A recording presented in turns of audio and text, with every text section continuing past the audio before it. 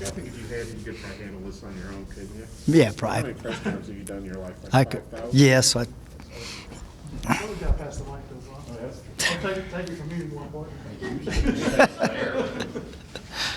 I'll get ready. Game Saturday, 6:30, CBS Sports Network. They are Central Time Zone, same as us, even though half of Kentucky's split, but they are Central Time Zone. So 6:30, so CBS Sports Net. So with that, Coach, you can start off. Brief statement.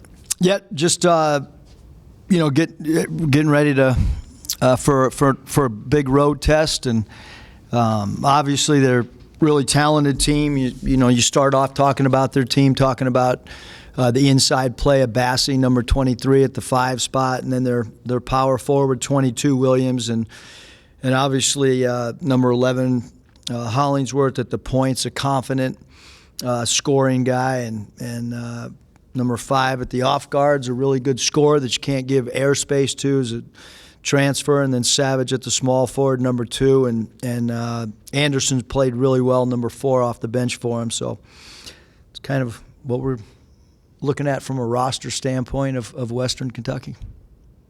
Yeah, I've seen you watch film of Arkansas and Western last year, and Bassey had like 21 points, 9 rebounds, 5 blocks, and that was against Daniel Gafford, another league big man.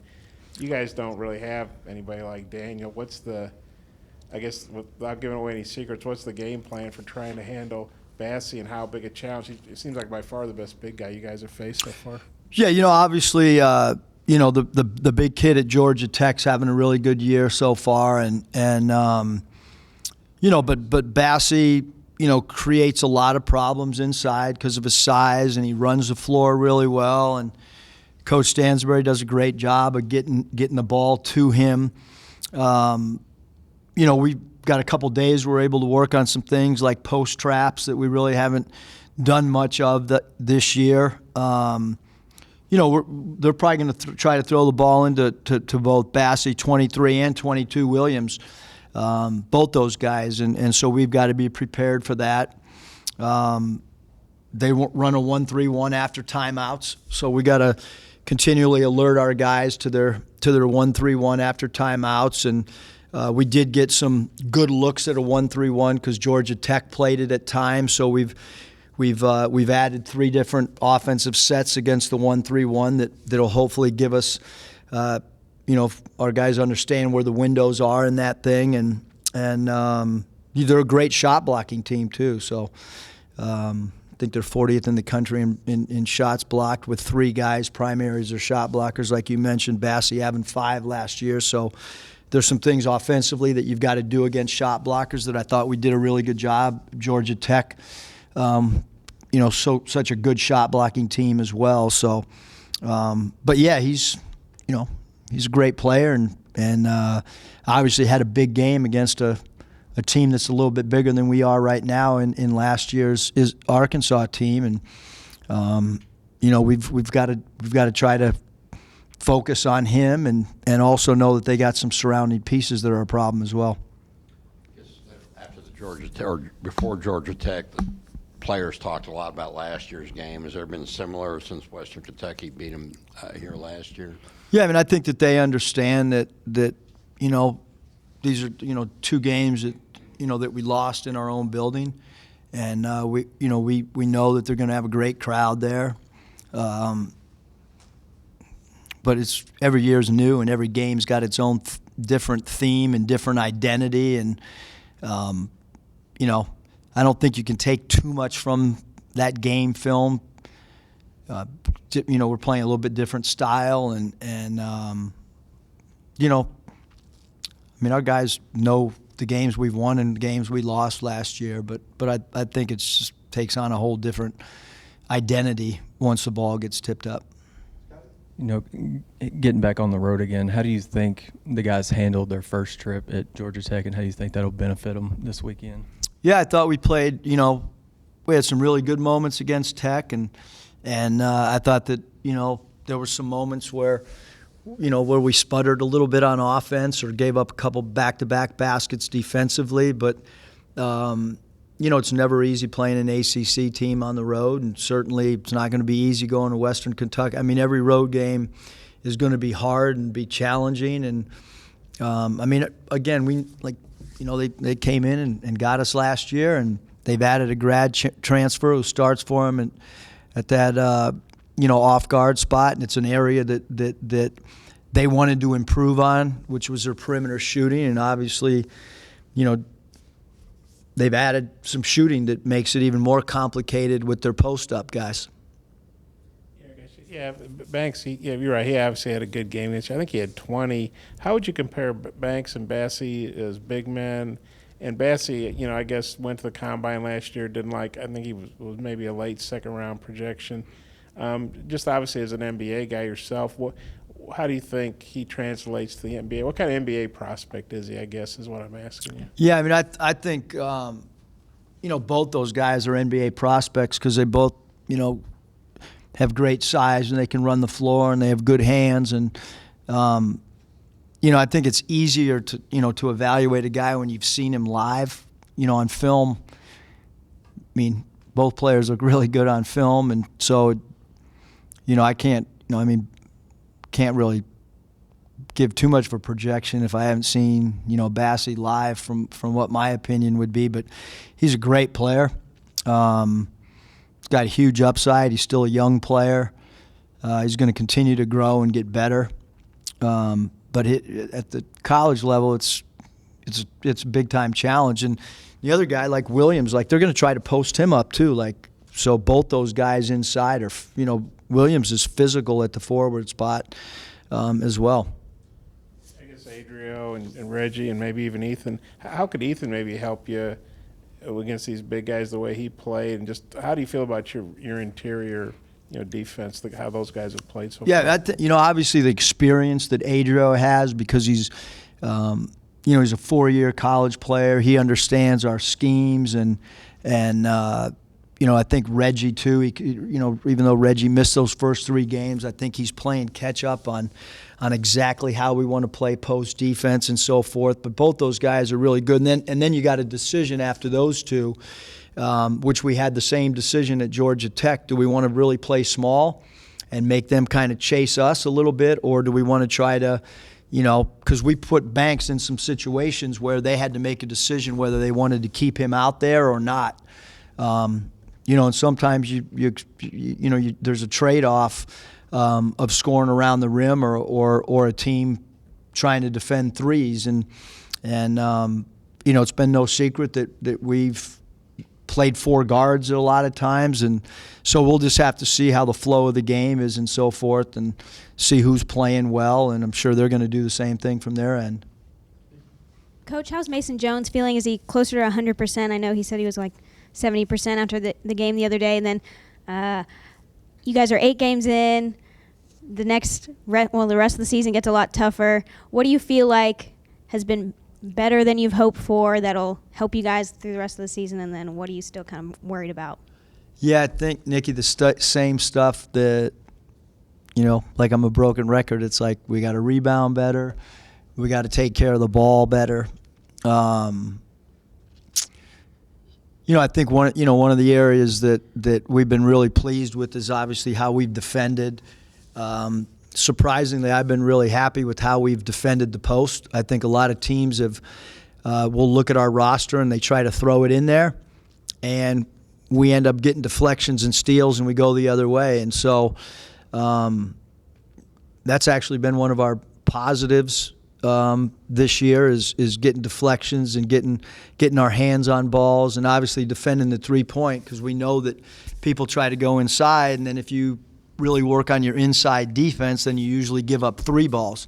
And for the most part, we've done a pretty good job of defending the 3, and I think that from a post defensive standpoint, we've done an incredible job of kind of scrapping around in there and trying to get our hands on balls.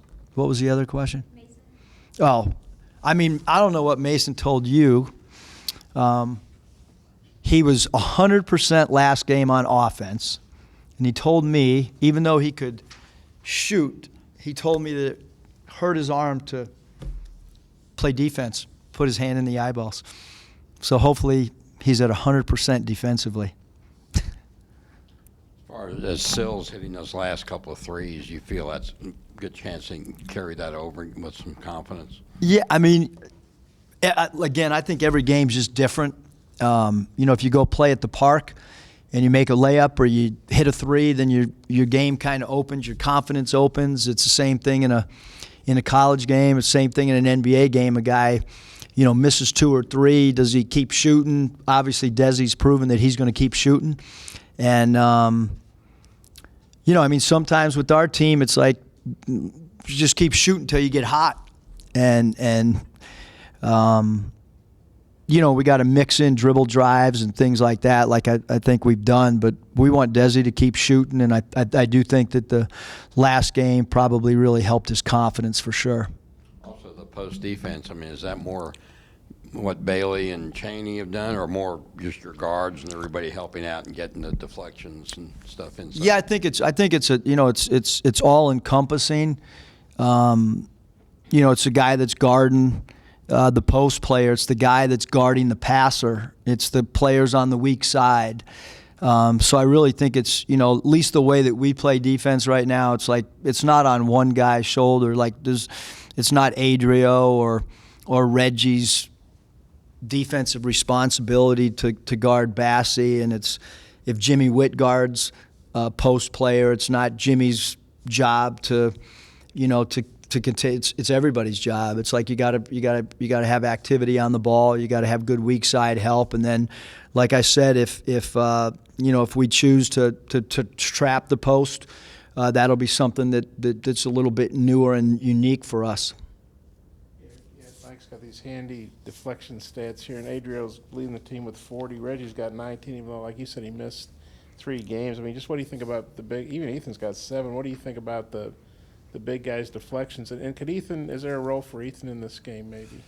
Yeah, I think again, Bob, it's just like we got to kind of figure out like how the flow of the game's going, and certainly Ethan played phenomenal last game, and he's got probably more confidence. We have more confidence as a staff with what he did. Having said that, it's two teams that have a pretty short rotation, both Western and us. We just got to see how the flow of the game is. Like, do we need perimeter scoring? Do we need perimeter threats, or do we need another taller guy inside? Was there more to that question? Yeah, deflections. Adriel's got 40 and leads the team, and Chaney's got 19, even though he missed 3 games. What do you think that says about their defense, what they're doing? Yeah, defensively, we talk all the time about getting your hand on a ball, whether you're guarding a passer, whether you're guarding a post player. We can't just play traditional defense inside. We've got to be active. We've got to take different angles, meaning if a guy's posting up on the block, do you come from the bottom side to try to get around, or do you come from the top side? And we change that up based on who the personnel is, whether we want to sneak around top side or sneak around bottom side. We change it up maybe at halftime depending on who that player is. If they've, sometimes they'll slide the post player up the lane a little bit more if you're coming from a certain angle. And certain players are better at fronting than other players. Some guys we play behind, and then we kind of dig down and sit in the lap of the guy. So, but for our whole team, we have to get deflections. Like, we've got to get our hands on balls for us to have a chance. This ain't no starts, the best one, I guess, in 20 years, and you're the first. I don't even know if you know who Eugene Lambert is, but I guess he was the last first-year coach to win this many to start his career at Arkansas. And I think he plays pretty solid teams, but I guess according to Ken Palm, your strength schedule is like somewhere in the 270s. How well do you think you guys have played? What do you make of the start and being, a coach? Nobody's done this since like World War II as far as a first-year coach. I just like the same thing we talk to our players about is like, how do we take one game at a time? That's who we are this year. We're not a team that can look forward to anything. We're not a team that can look backwards on anything. We got one thing to worry about. It's Western Kentucky. We do have some really tough games coming up on the schedule. Certainly this is the beginning of it, a road game against a really talented team. But you just got to go one at a time and Georgia Tech was a good win. I mean, they played well against Nebraska last night, and you know, with the conference that they're in, their strength of schedule that's going to help us. You know, because we looked at, even last night, we looked at Power 5 schools, where they are strength of schedule wise, even teams that don't win their league or finish in the middle of the like. The Georgia Tech game is going to be a pretty good game for us because of being a true road game, and it's the same thing with Western. I mean, everybody understands that that's a hard place to play. So where we are, I don't really know because it's only 8 games. I think we've had some really good moments, and then we've had some really teachable moments where maybe, you know, I haven't been in the greatest mood or feel like we've got some holes that we got to continue to address. And one of those is just shooting, which is kind of out of our opponent's control to some degree, and it's kind of, you know, up to us to make shots. So they ain't no star. That's not a big deal to you. And like I say, being the first year Arkansas coach to do that since the 40s. I mean, that's. I mean, I'd rather be 8-0 than 0-8. I know that, but no. I mean, I think it's, you know, it's great for our players because I think it helps with buy-in to stuff that we're doing. I think that's the most important thing is that our guys that put in a lot of work over the summer, that they feel like, you know, that we're building and getting better each game, and those things are really important. I think, you know, more than anything. I mean, we all hate to lose. Every coach hates to lose, and the players, you know, they don't want to lose. But I mean, as far as the start, I mean, I think like I said, I'd rather come into a new situation and win off the bat than not. Did you ever have a conversation with Jalen Harris about embracing his role coming off the bench, and how do you think he's done this season? Yeah, I mean, we told him that, you know, we felt he was, you know, a starter talent-wise, and you know, we can't start 6 guys, and so, you know, you make your decision with 5 guys and to try to embrace the role. And I mean, he's playing starter minutes, and certainly his shooting has improved dramatically, like we talked about before we even played a regular season game, that he put a tremendous amount of work in, and he changes the pace for us. When he comes in, we play a little bit faster, and just the way that the game's evolving throughout basketball, whether you're talking about FIBA or teams in Europe, or whether you're talking about teams in the NBA or college, a lot of teams play 2 point guards, and you're even seeing some people play 3 point guards at a time. It always helps to have an extra ball handler on the floor if teams try to pressure you a little bit. Yeah, and in terms of his shooting, it looked like he even kind of created an open shot for himself the other day, which is something we didn't see much of last year. Where do you think his confidence level is at right now, especially, you know, coming off the bench? You think that's helped a little bit maybe? Who's that? Jalen. Yeah. I mean, I think that I don't know if coming off the bench has helped him, because I think he'd like to. You know, I think every player, not just him, just if you went and secret polled all of our players, they'd all like to start. But yeah, I just think his work that he's put in, like when you see the ball go through the net, you know, through repetition, it builds a great deal of confidence.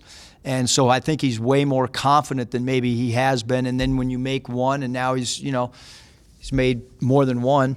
And so I do think he's shooting the ball with a lot more confidence. He's shooting the ball. You know, last year I think a lot of his 3 point shots, a lot of them came towards the end of the shot clock and stuff. And I think now he's got the confidence to shoot that thing, you know, even early in the shot clock, which we want him to have that confidence. I guess just reviewing the last game's film, kind of the turnovers, anything you saw, a pattern or anything with them, or stuff that's correct? Yeah, so not only do we chart the turnovers, we chart when they happen, we chart, are they, like our big thing is, are those turnovers happening because of the defense? Are they happening because of the style the defense is played? Are they happening in transition? Are they happening in the half-court set? Most of our turnovers are self-inflicted, meaning a palming call, a moving screen, a travel, stepping out of bounds when you shoot a corner 3. That's a bulk of our turnovers, believe it or not. I mean, we did have a home run pass that we tried to make, a bounce pass in transition, because I'm wondering, are we trying to, is it happening in the half court where we're trying to run a set and we're trying to execute, or is it happening because we have freedom in transition?